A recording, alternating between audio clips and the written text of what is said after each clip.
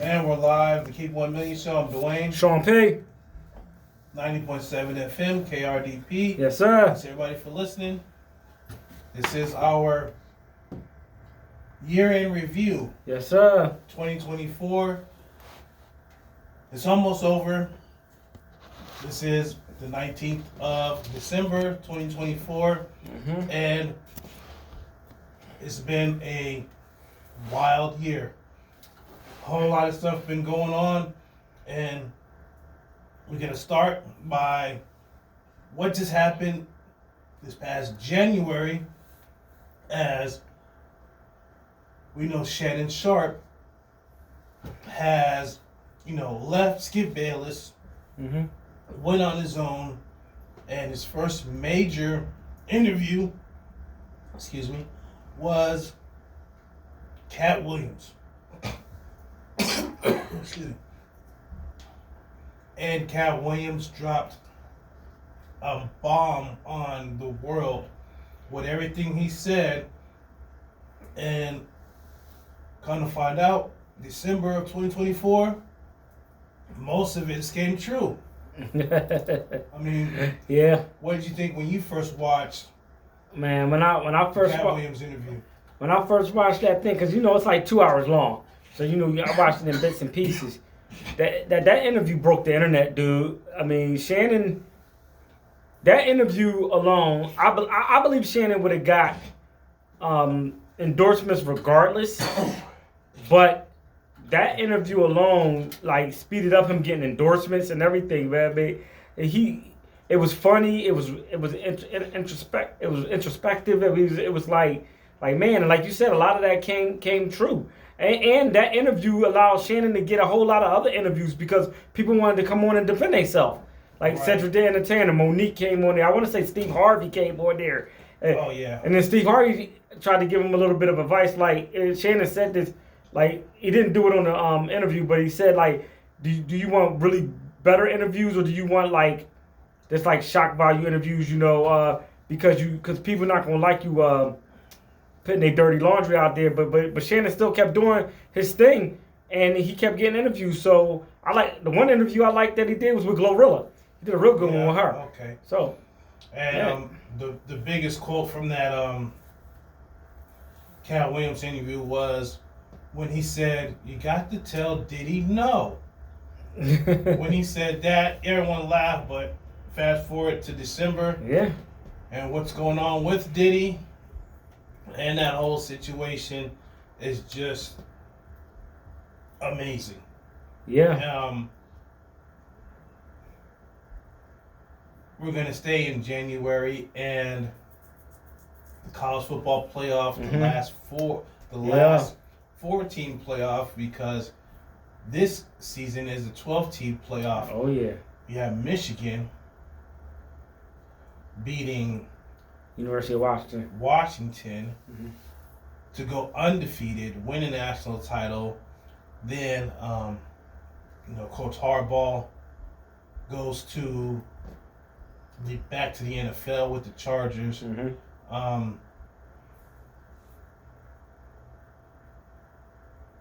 Last season, college football, did you think it would end up that way as far as Michigan winning the title? Towards the end, I felt like it was going in that way. When I started seeing it, when, no matter what was done to Michigan, they were still winning. Remember, Harbaugh had to take 4 games off, I believe. Yes. They were still winning, even though the coach was crying and everything. They were still winning. They went to Ohio State. I want to say they beat Ohio State. Yeah. They beat Ohio State, and they just kept winning. Yeah. And then so it did not surprise me when they won the national championship. I did want. It wasn't really a bad game. Penix Jr. did look uncomfortable in the pocket because Michigan's defense was all over him, but wasn't that, as I recall, it wasn't that bad of a game. It wasn't like a blowout. So I expected Michigan to win, and I expected John Harbaugh to go to the NFL after that. Exactly, and you remember the whole investigation of spying and everything like that. Yeah. And It was like all the teams do that. They just really focused in on Harbaugh, mainly because of the things he was doing. You know, recruiting and NIL and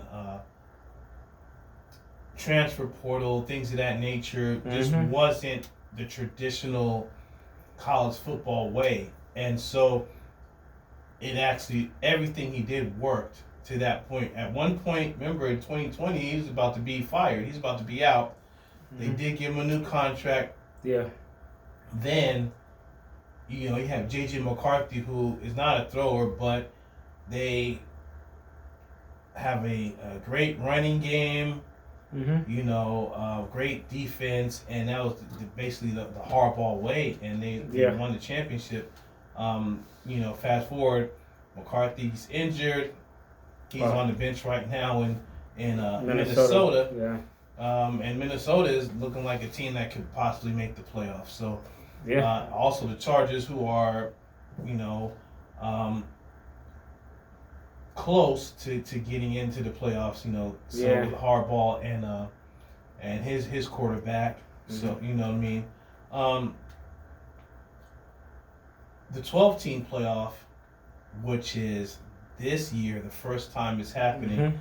You have coming up Notre Dame versus Indiana, in-state rival. Not even a rivalry, but the first time they played each other in-state, especially with this magnitude. You know, at Notre Dame, at the Golden Dome, do you see Notre Dame winning that game? Yeah, I do. Yeah, they should win. They should win and they should move on. I'll be pleasantly surprised if they lose that game. All right, we're gonna get back later on and talk about the 12-team playoffs because it's it's gonna be really good. It's gonna be really good. So moving on, we have Chiefs 49ers in the Super Bowl. February. Yeah. In overtime, Chiefs squeak out a win, and it seems like because of that, they've been squeaking out wins ever since. Yeah, it's frustrating. It's frustrating because I remember watching that Denver game. Denver did everything right. Everything right. They moved the ball over to the hash where the kicker wanted it to be, and then Kansas City just blocked it. And there was other things during the season. Now I will say this: I'm not going to be a hater. That's championship football. They're champions. That's how champions win. They grind it out, they figure it out, and then they win. But it does get frustrating for teams when they're like, "Dad, we did everything correct. We didn't make mistakes, and you still don't win." So yeah, they won that Super Bowl. That's 3, right? They won 3 Super Bowls in this in the Mahomes era, Mahomes and Reed era. So they won 3 of them. So and I believe they beat San Francisco twice, right? Yes, they did. It says, and then they beat the Eagles. Yeah. Okay. Yeah. Crazy. Yes, they did. Speaking of this season's playoffs, you have the top 2 teams also being the Eagles and the Chiefs. Do you see them rematching? It could be. I would love to see my Eagles in the Super Bowl. I would love to see a parade down Broad Street. It could be, but I really want to see, because I know the Bills beat the Chiefs, but I want to see that in the playoffs. I want to see all that energy they had in the regular season in the playoffs, because that's where it counts. And I believe Kansas City only lost 2 games, right, or 1. 1. So they're going to have home field advantage. So you're going to have to go through Kansas City to get to the Super Bowl. The most interesting thing is, Buffalo blew out Detroit. No, actually, I'm sorry, they didn't blow them out. It was just a high scoring game,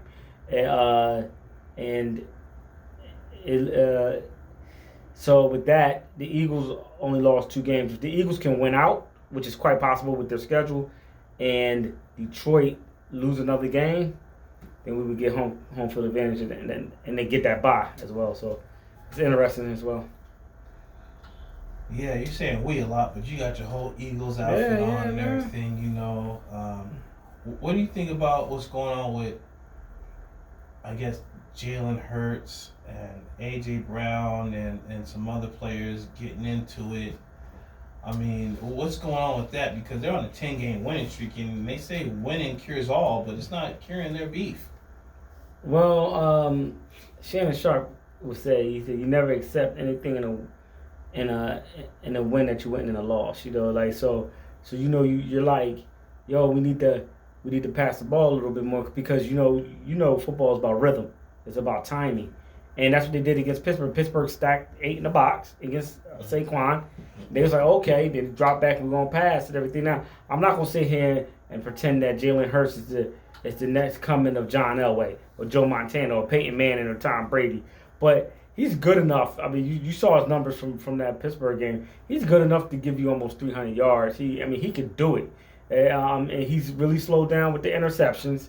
I get it. People say he's taking too long to make a decision, but that was a really good Pittsburgh defense. That it wasn't like it was, no disrespect, the Giants defense. I get it. Yeah, that was a good defense. And even Lane Johnson said, he had to deal with T.J. Watt all day, and T.J. Watt was killing him. So yeah, I think I'm not gonna say it's much ado about nothing, but it's players that care. They want to win, and they want to. It's not like A.J. Brown is giving up on plays and not blocking for Saquon. He's definitely doing that. So I'm not too worried about it. And with the Chiefs winning, and people are complaining about how they're winning, I mean, they're champions. They're legit winners. They're it's not like the referees are helping them or any way, or something happened in the script. People talk about that, conspiracies. How do you see this playing out with the Chiefs? Because you do have the Bills. You do have a couple other AFC teams in there, but it seems like just the Chiefs and the Bills. I mean, can they get past them and get to the Super Bowl again? It's going in the AFC, the way to the Super Bowl is through Arrowhead. I don't think the Chiefs are going to win and lose any games. I don't think they're going to lose any games towards the end. So you're going to have to go through Arrowhead. So you're going to have to get it out your head. I mean, shoot, Kansas City, they didn't have home field advantage last year. I think Baltimore did. They did, and they went to Baltimore. And they went to Baltimore and beat them. Yes, they did. That's what champions do. And we went there, we beat. You know what they say? Okay, we didn't play y'all at Arrowhead. We played y'all in Baltimore and beat you. What's your excuse now?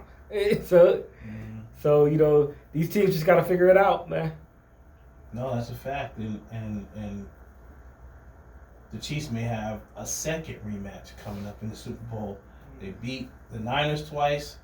They may end up playing the Eagles again. They may. In 2025. But we're going to come right back. We're going to get into more the year in review 2024. We'll talk college sports, college basketball, and a lot more. So keep it locked right here. It's the Keep 1 Million Show. Yes, sir. And we're back. Keep 1 Million Show. I'm Dwayne. Sean P. Live 90.7 FM KRDP. We're getting into the year in review 2024. Now, in college basketball, you have UConn and South Carolina winning the championship Final Four. And it goes to show you that one and dones don't even cut it in college basketball, because these are the two most senior teams in college basketball, the two most veteran teams in college basketball, getting it done. UConn, I think they only had like 2 or 3 losses. South Carolina, the same, going through just buzzsaw through the college basketball landscape. But in women's college basketball, it wasn't just about South Carolina. It was also about Caitlin Clark and Angel Reese. Remember, the year prior, Angel Reese and LSU won the championship. And Iowa's, Caitlin Clark and Iowa come up short, and they also came up short in 2024. What was the bigger Final Four, the men's or the women's in 2024? Once again, it was the women's because it was more not parody. It was more stories. It was more story. I mean, you could name off the top of your head 5 women in the game of basketball in college. I mean, last year you could just name off the top. You go Juju Watkins. You go Caitlin Clark. You go Angel Reese, Camila Cardoso. Now I can't remember the girl from Notre Dame. I can't remember her name. She was a freshman last year.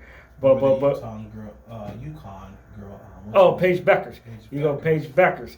You just could rattle off those names. You couldn't do that with the men. Now I will say this: they did conquer the one and done with the men because they showed you that now Calipari he did win in Kentucky with one and dones, but they showed you how you win. Look how Villanova did it. You win by bringing in the talent and coaching them up. Now with the women, they don't have to worry about one and done. The women they have to. It's like 3 seasons or 2 seasons. You have to be 4. You have to be there for 4 seasons. You got to be 22 when you come out. Either or you got to be 22 coming from overseas, something like that. But so and that rule's never going to change because if they change that rule, Juju would have left last year. She should have been out. Even though they make more money with NIL. Nowadays, yes. The WNBA girls, the women players in college make more. Angel Reese showed you that. So I love the parody. I love the parody in the women's game. It was beautiful to see. I debate with myself and I debate with other people. Like, can you call Caitlin Clark the GOAT? And she never won. Can you do that? But Caitlin Clark was definitely good for basketball. She was definitely good for that. Even though she didn't win, they did take LSU out. Iowa took LSU out, and I didn't like how Angel Reese responded. She could have responded a lot better. She started crying and talking about. I don't like when athletes do this. I believe in mental health. I really do. But when you start crying about mental health after a loss, after a hard loss, I'm not really trying to hear that. So like when she was like she's been sexualized and everything, but I was like when I see stuff of her on Instagram, she be in lingerie all the time. It's like, so why you complaining about being sexualized when you put it out there? And she should have did what she should have did when the girl brought. I think it was Flaugier brought it up. Was like, she's a strong person. I know what Angel should have did was like, you know what? We're not even going to talk about that. We're just going to congratulate Iowa and Caitlin Clark, and we hope they do good. And we hope they do good for it. And left it right there. That way, nobody would have been. I mean, people would still say stuff about her, but it wouldn't have been as bad. The venom wouldn't have been as bad because Acho really went at her. Jason Whitlock went at her. Yeah. And a lot of other people went at her. And on the flip side, the men's, it seems like it's a bunch of no names. And I think they did call UConn the no names because you didn't know who they were, who they are, and if they made the league or not. A friend of mine, we used to talk about this for years, and I used to try to defend the NBA, to the death. And I can't defend it anymore because the one and done has diminished the NBA to the point where, fast forward to December 2024, that is a huge narrative right now in sports media is what's going on in the NBA. Why is viewership down? Why it takes so many threes? Why, things of that nature. And you can really go back to college basketball, men's college basketball, and watch men's college basketball and see the one and dones going straight to the league, not being prepared, wanting to just jack up threes, not having a foundation as far as a skill set. And be honest with you, the women's game has a better skill set, and for them to be leaving at 3 and 4 years is a lot better, because when you look at men's basketball, some of the best players right now in the NBA have played college basketball for at least 3 to 4 seasons. And I could just go Knicks players right now. Jalen Brunson. Mikal Bridges. Remember DiVincenzo, who's now with Minnesota. And even the top names that are going to be on their way out, that is not going to happen anymore. To where you get a LeBron James coming out of high school, a couple, a lot of, Kevin Durant, a one and done, things of that nature. Well, those are generational players, right? Though. That's true. And let's just say this: what you're gonna see is more of Giannis Antetokounmpos. Yeah. You're gonna see more of Wembanyama's coming out of Europe, France. I mean, look at the this past 2024's NBA draft. It was like 5 or 6 Frenchmen in the first round. Now, when are they going to come to the league? We don't know, but they're 18, 19 years old, like these American college players, and they're playing against grown men in professional leagues, and they're balling. Yeah. And and they're playing tough defense. They're set plays. They have all the fundamentals. If you look at Wembanyama, how he's playing, you call him a unicorn or an alien, what you want to call him, but that's the league where the league is going. Yeah. The problem is, men's college basketball needs to change. Yeah. For it to bleed into the NBA, because all this stuff with the one and done is bleeding into the NBA, and it's not good. Yeah, I always said, I thought that because I know Greg Anthony years ago, he talked about this. He didn't believe in the age limit. He said because, and I saw where he was coming from. He said because you don't put an age limit on tennis. Right. You have young girls coming out, like Serena and them, and Jennifer Capriati, they were 14 years old. Nobody said anything about it, but when you have young black men, coming out early, it's a problem. Now I see where he's coming from. So I was like, well, if you go to college, why not make it like this? If you sign up to go to college, you got to be there for at least 2 years. Or you could just go to the G League, or you could just go to the league, or you can go overseas like Brandon Jennings did. I believe he went overseas for 2 years. Yeah, it was like it was. I think he signed a 3-year deal, but he opted out after the second year. But his thing, he did that. It was a reason why he did that. It was a huge reason why he did what he did. Yeah. But I'm not gonna get into it. But I don't mind seeing that, them going overseas, and doing because then they could really develop their game. I believe LaMelo Ball did that, but he did. But it didn't really develop his game, because he was really just jacking threes up and stuff like that. But he just didn't want to go to college. So I mean, and it kind of sort of worked out for him. Right, and hopefully it's getting all the way up to Adam Silver talking about it. So we'll see how it changes, if there's going to be any interest in college basketball changing their rules, with this one and done situation. But moving on, as we get into the spring of 2024, okay, we have not sports but music, as the rap beef of the century happens between Drake and Kendrick Lamar, and that really just captivated the country. Yeah. The whole Drake, and it went back and forth. The behind the scenes of it was crazy. The whole rumors of this and what these pictures meant and what the songs meant, and the double entendres and this and that, and then Kendrick just with the death blow with Not Like Us, going into the summer. How huge was that for hip hop?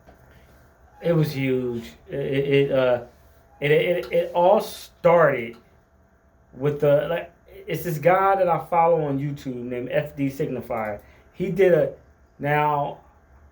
It's a long video he did. He did a video essay that was about 3 hours long on the Kendrick and Drake beef, and it was really good. It was really good because he went from beginning to, and he even talked about battles, like he talked about past battle and diss records and all that. But he pointed out some things that were interesting. He was like, you remember how it started with a Future song, and no, it started with a song that Drake. No, hold up. It started with a song that Drake, J. Cole, and somebody else. Well, it was Drake and J. Cole. Kendrick was supposed to be on that song, and I guess declined or never got back to him or something. Yeah. And I forget the name of it, but they were talking about how they were the 1 and the 2. They were 1 and 2 or 1 and 1. Yeah. And Drake had a lot of subliminals against Kendrick, and then Kendrick responded like 6 months later. Yeah, it was J. Cole said something about the big three, talking about he said like something about Ice Cube and the big three, and he was talking about himself, Drake, and Kendrick, right? So Kendrick gets on the record with Future and says, "F the big three, it's just the big me," so pretty much dissing J. Cole, he dissed J. Cole and dissed Drake.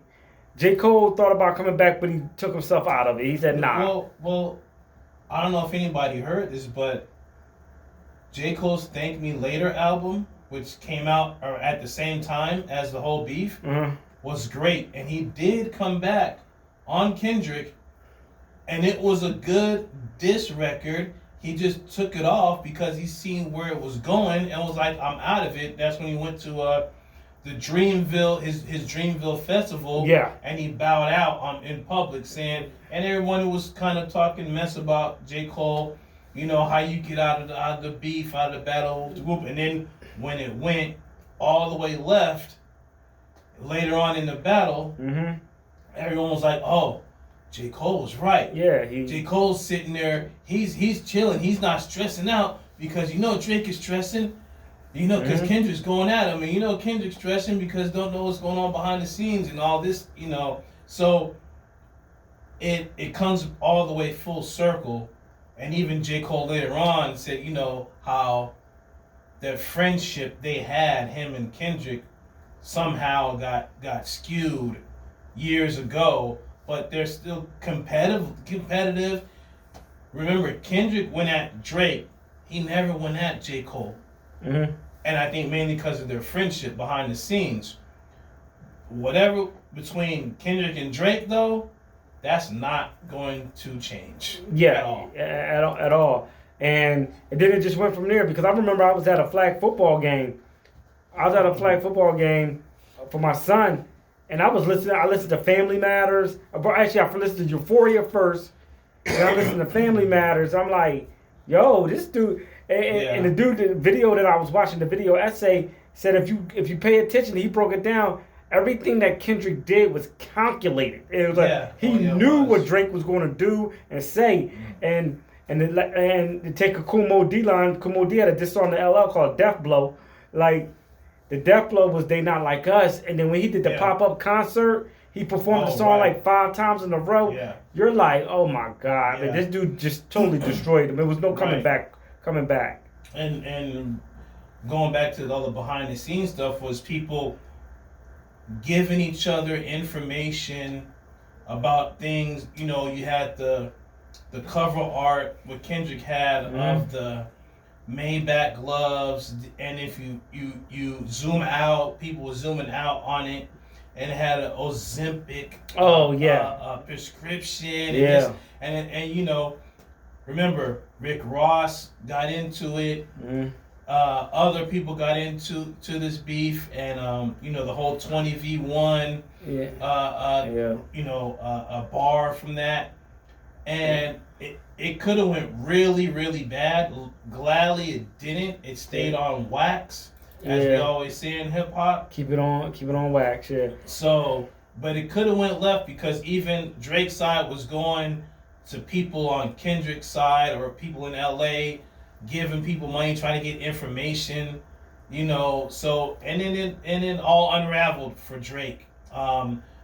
with I think it was he tried to do the Heart Part 6, and people kind of that that went bad, and he had to take it off of his page, because of his label, and then fast forward now he's suing his label. Now he's suing UMG, and because of the Not Like Us, he's saying that they promoted it and cooked the books for Kendrick. But remember years ago they used to talk about that about Drake. They're cooking the books for Drake, the Spotify spins and all that. In 2025, we're gonna find out who is Drake telling the truth. If there's gonna be any discovery, he may do something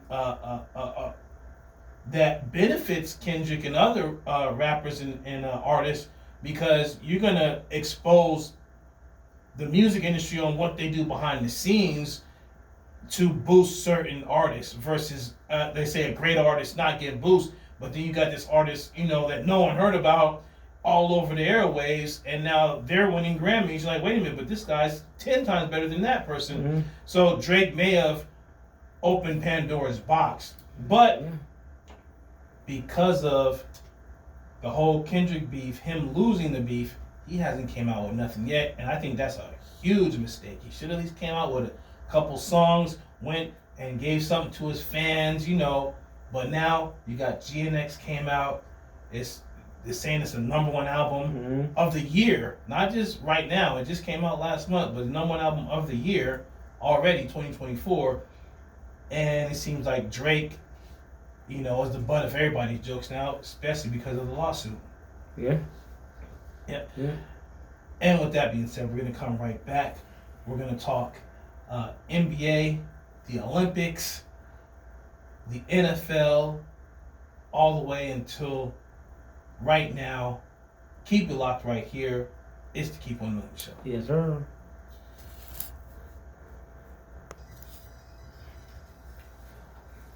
Okay, we're back. Keep 1 Million Show. I'm Dwayne. Sean P. 90.7 FM. Yes, sir. KRDP. It's the 2024 year-end review.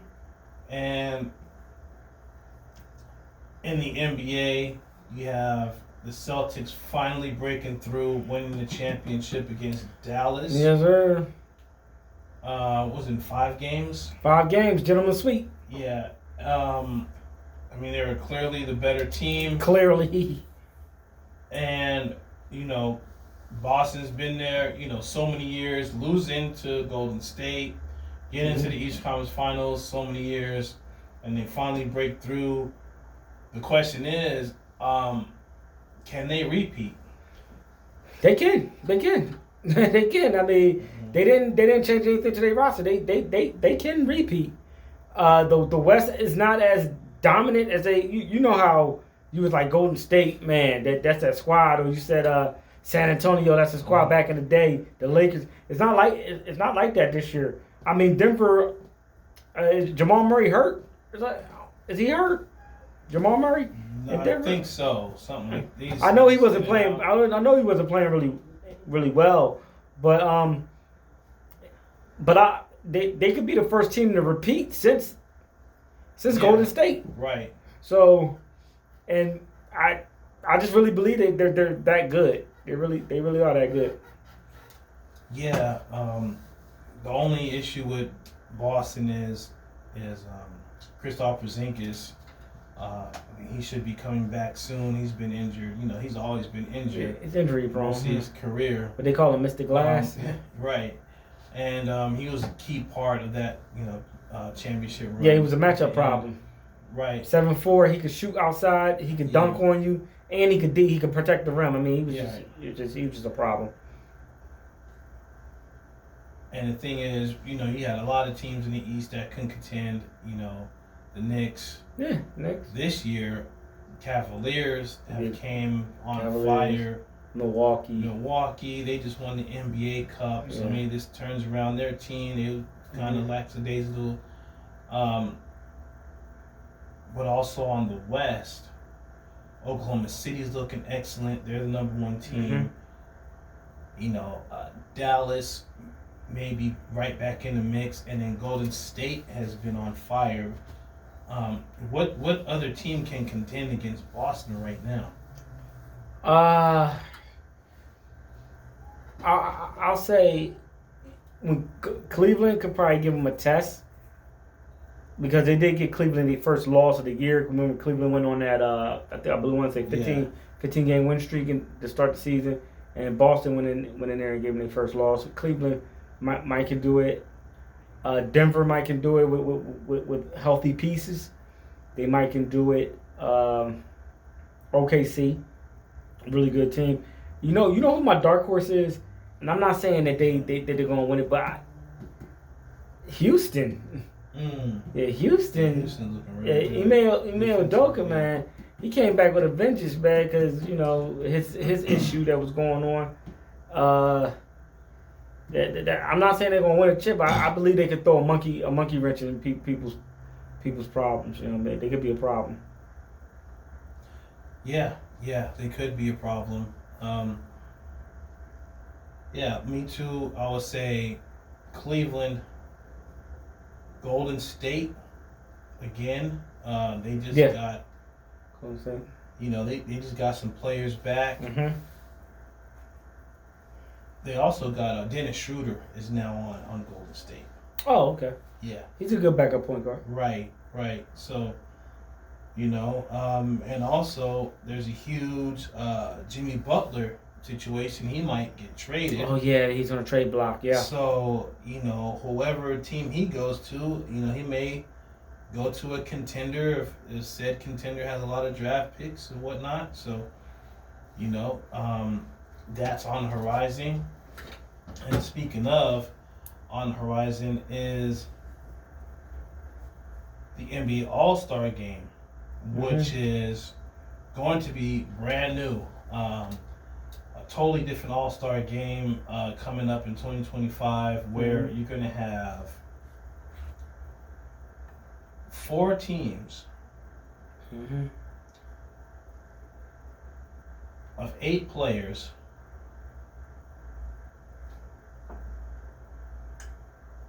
It's going to be 3 teams plus the Rising Stars going at each other in a 40-point game.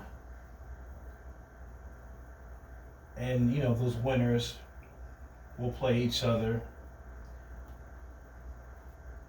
This is basically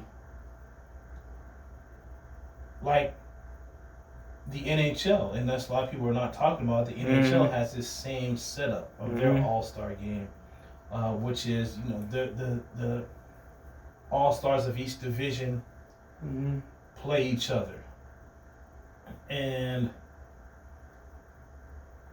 I guess it's gonna be maybe it'll work. We'll find out. Something different, people to look into. Do you think this is gonna work? I'll save my opinion for when I see it. I mean, it sounds good. You know what it sounds like? You remember years ago when they did the in boxing, they did the round robin tournament for. Yeah, I remember that. It was Andre Ward, Durrell. It was Arthur Abram. It was like it was a lot of really good boxers. Once they even middleweights, and they did that round robin tournament. Really great tournament. I want to say Ward won that. Yeah, he had that one because he undefeated. So Andre Ward won that tournament, and then this is what it sounds like. Now it's not a round robin, but it's you have 4 teams. 2 teams play over here, 2 teams play over here. Then the winners play each other. It sounds good. I would really like to see it happen, and I also would like to see that 3-point contest. Remember Sabrina Ionescu and Steph Curry did. I would like to see that the WNBA 3-point shooters against the NBA 3-point shooters. I would like to see more than just two of them. I would like to see maybe this time 2 NBA players or 2 WNBA players. The 2 WNBA players go against each other. Whoever wins plays whoever wins. The 2 NBA players. I thought that was really good. So I would like to see that as well. The dunk contest, That's right. Yeah. And the main problem was the this past year's All-Star game, which was horrible. One of the worst All-Star games I've ever seen. And they needed to change something, so hopefully this works.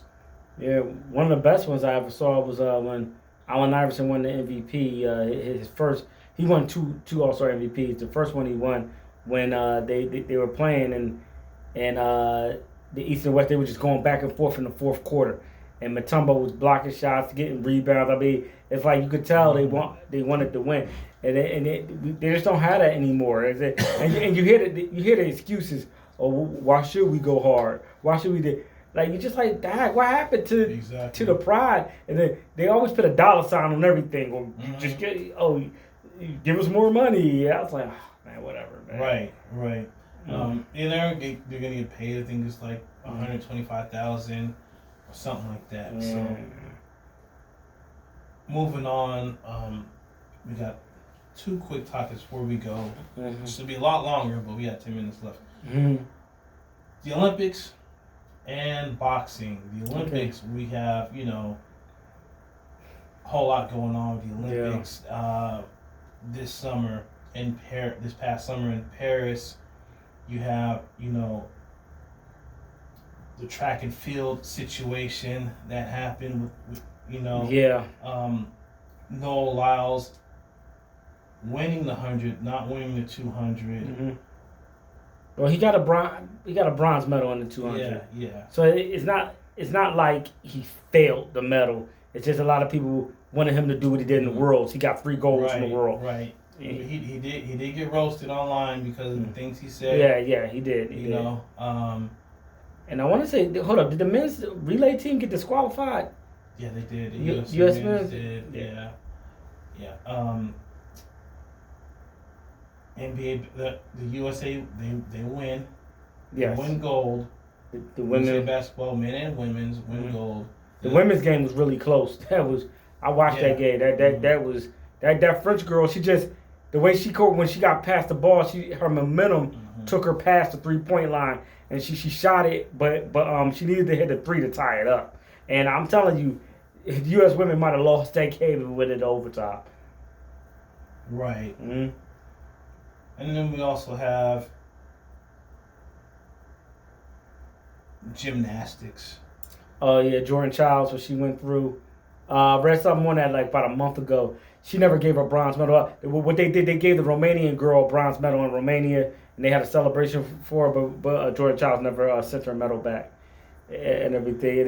It was really shady. Everybody was really shady how it went. It was like they tried to say that the U.S. didn't appeal quickly enough. Video evidence showed that they did. They didn't want to go back to look at it. It was just really shady. And but that's how people got to understand. That's how the Olympics are. Like what they did to the track and field women.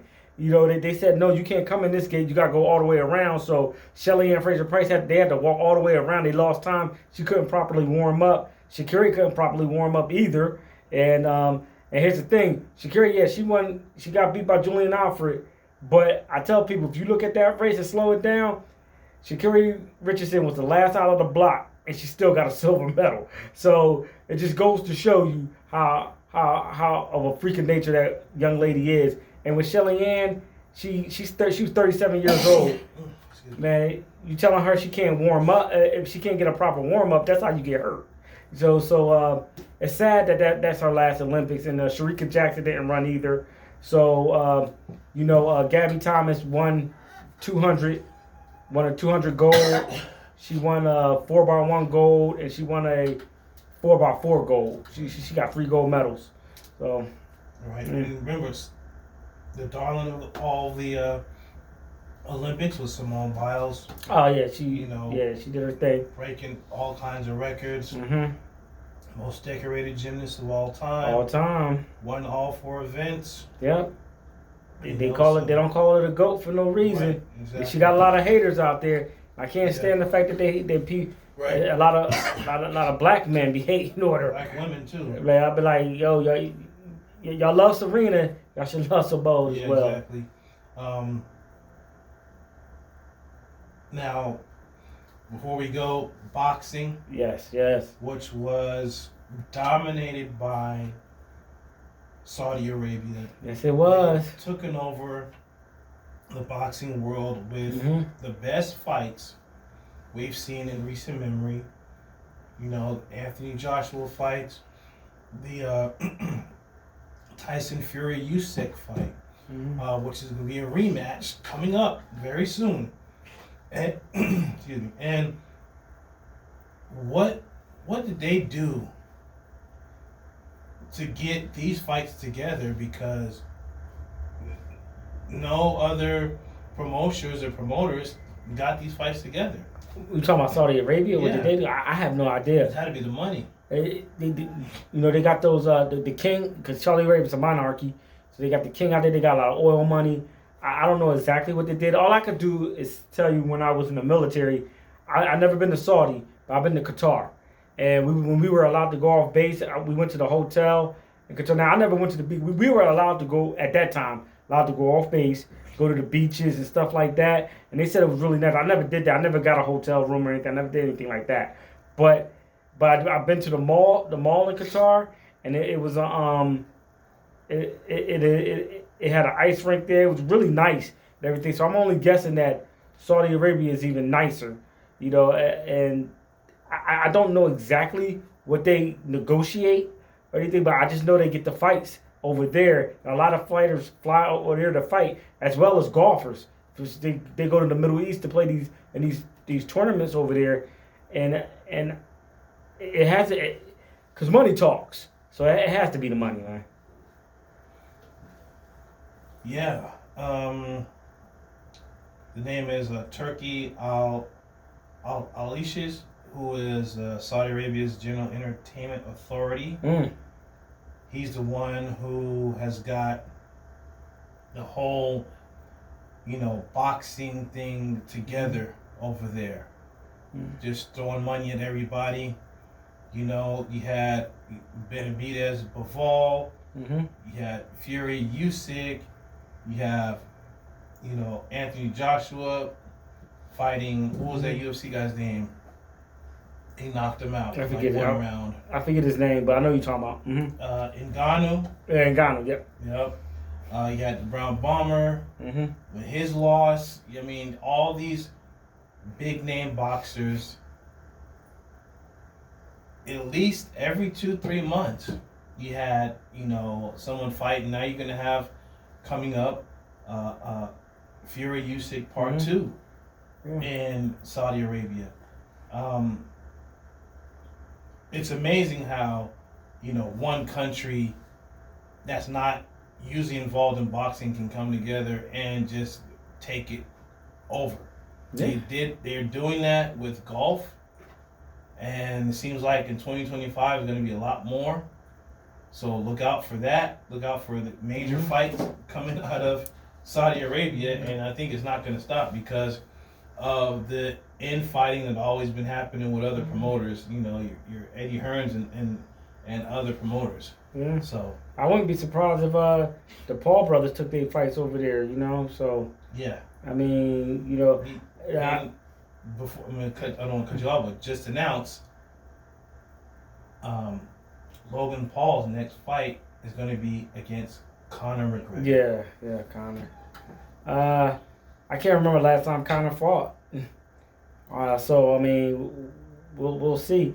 And it's not a UFC fight; it's a boxing match. So we'll see. I wouldn't be surprised if Conor lost that.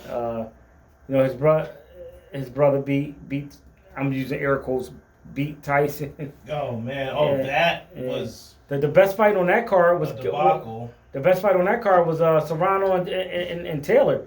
That was an awesome fight. Right. I thought Serrano got robbed. I ain't gonna say robbed. I mean, people keep telling me not to say robbed. I believe she won that fight. She won that fight. So and it's going to be a third fight. So we'll see. But they put together a good card. I will say that. Yeah. Jake Paul knows how to put together a good fight card. I would say that. Yeah, we'll see what happens with the Conor McGregor and Logan Paul fight coming up. So, yeah, with that being said, we're going to come right back. I'm Dwayne. Sean P. please keep locked right here, 90.7 FM KRDP, the Keep 1 Million show. Yes, sir.